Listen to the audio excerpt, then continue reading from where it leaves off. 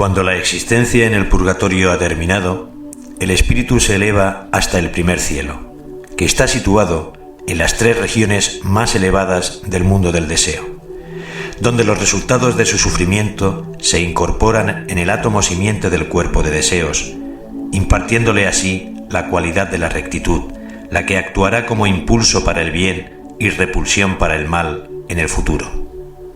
Aquí, nuevamente el panorama del pasado se desarrolla hacia atrás, pero en este caso, las buenas obras de la vida son las bases del sentimiento. Cuando llegamos a escenas en las que ayudamos a otros, comprendemos de nuevo toda la alegría que esto nos proporcionó y además sentimos toda la gratitud emitida por aquel a quien ayudamos. Y cuando vemos de nuevo escenas en las que fuimos ayudados por otros, volvemos a sentir toda la gratitud que emitimos hacia nuestro bienhechor. Y de esta manera vemos la importancia de apreciar los favores que nos han hecho, porque la gratitud produce crecimiento anímico. Nuestra dicha en el cielo depende de la felicidad que hayamos proporcionado a otros y al valor que demos a lo que otros han hecho por nosotros. Debe siempre recordarse que el poder de dar no reside exclusivamente en el hombre adinerado. El dar dinero sin discernimiento puede ser malo. Es bueno dar dinero para un propósito que estamos convencidos es benéfico, pero un servicio vale 1.000.000 de veces más. Como dice Whitman, mirad, no me limito a dar discursos o una pequeña caridad. Cuando doy, me doy yo mismo. Una mirada cariñosa, expresiones de confianza, la simpatía, la ayuda benévola, estas cosas pueden ser dadas por todos sin que importe nada la fortuna. Sin embargo, debemos tratar de ayudar al necesitado de manera que él pueda ayudarse a sí mismo, sea física, financiera, moral o mentalmente, para no dar origen a que quede dependiendo de nosotros o de los demás. El primer cielo es un lugar de alegría sin mezcla alguna de amargura. El espíritu está más allá de la influencia de las condiciones materiales y terrestres y asimila todo el bien contenido en su vida pasada conforme la revive de nuevo.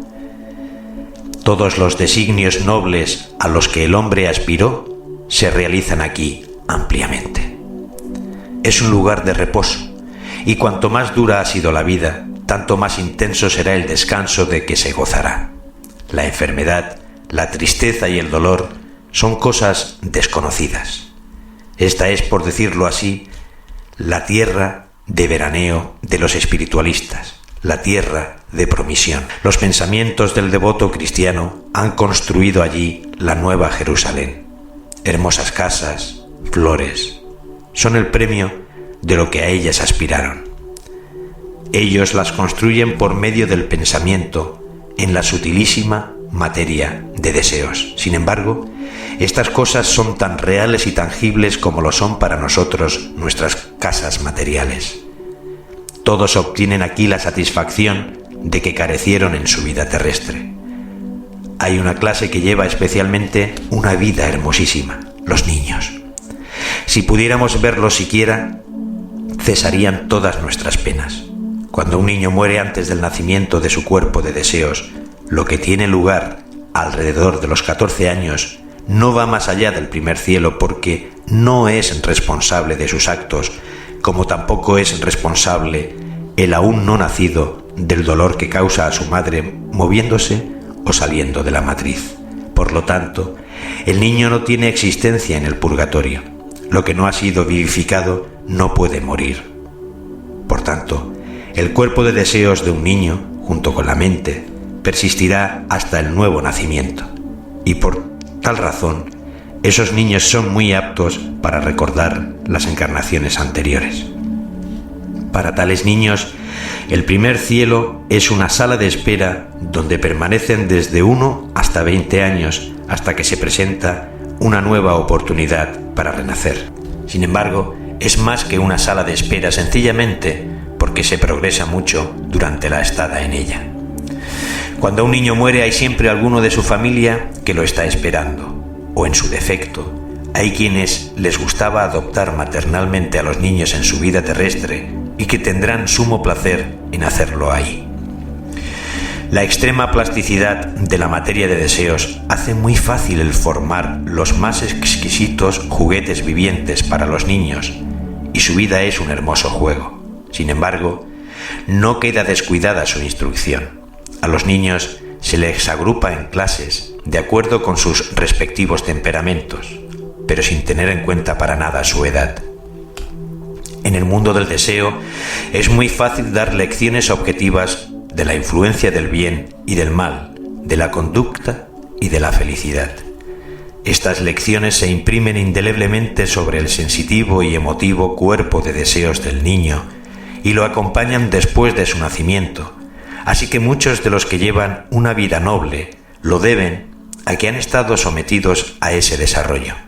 A menudo, cuando nace un espíritu débil, los seres compasivos, los invisibles guías que dirigen nuestra evolución, lo hacen morir en edad temprana para que pueda gozar de ese desarrollo extra, ayudándolo así a soportar lo que pudiera haber sido para él una vida muy dura. Este parece ser el caso especialmente cuando la impresión en el cuerpo de deseos fue débil, debido a que las personas que rodeaban al moribundo lo perturbaron con sus lamentaciones o por haber muerto por accidente o en un campo de batalla.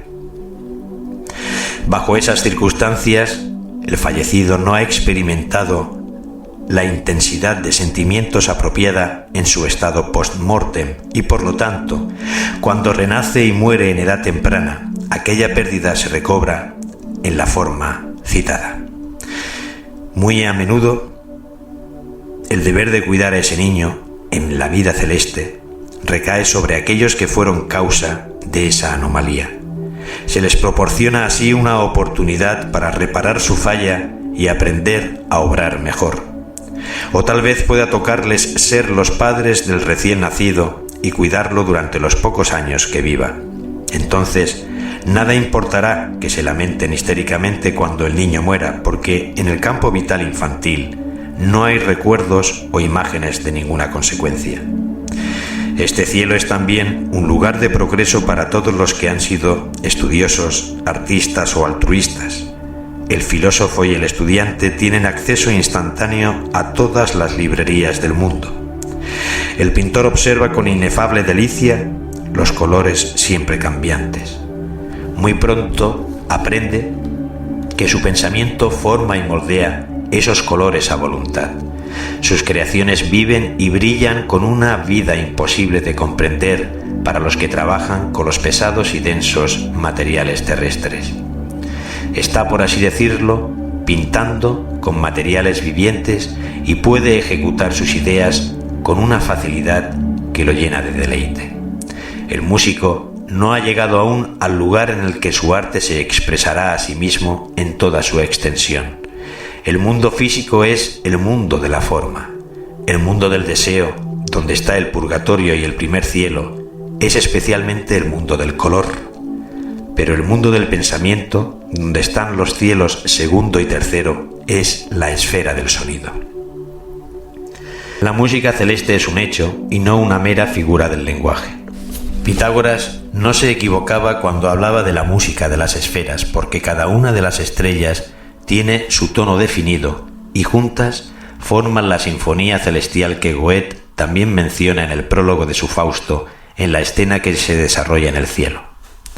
El arcángel Rafael dice: «Los ecos de esta música celeste nos llegan hasta este mundo físico.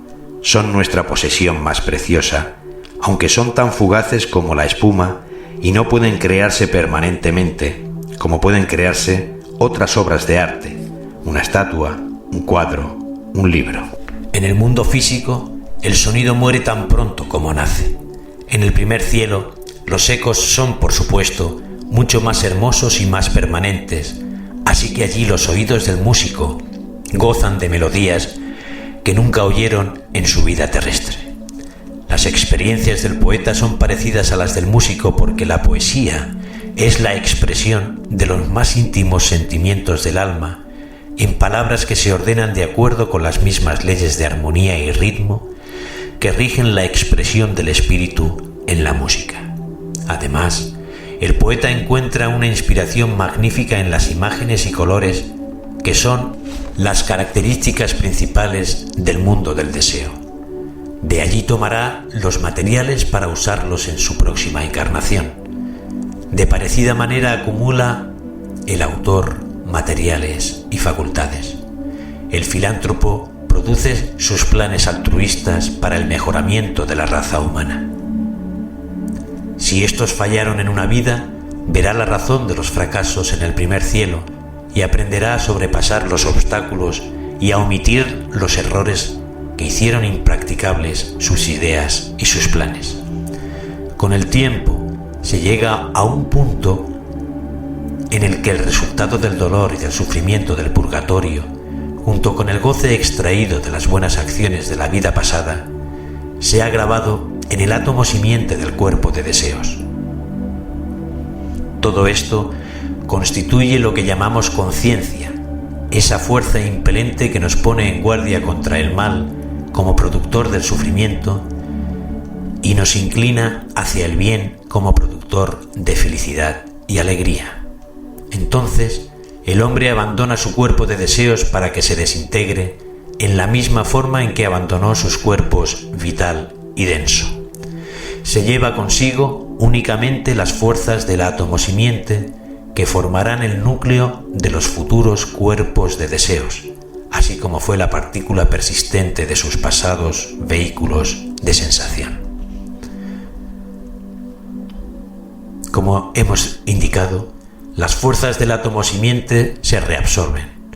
Para el materialista, la fuerza y la materia son inseparables. El ocultista ve las cosas diferentemente. Para él, no son dos conceptos separados y distintos, sino los dos polos de un solo espíritu. La materia es espíritu cristalizado. La fuerza es el mismo espíritu no cristalizado aún. Esto no puede recalcarse demasiado en la mente. La ilustración del caracol ayudará mucho a comprender eso.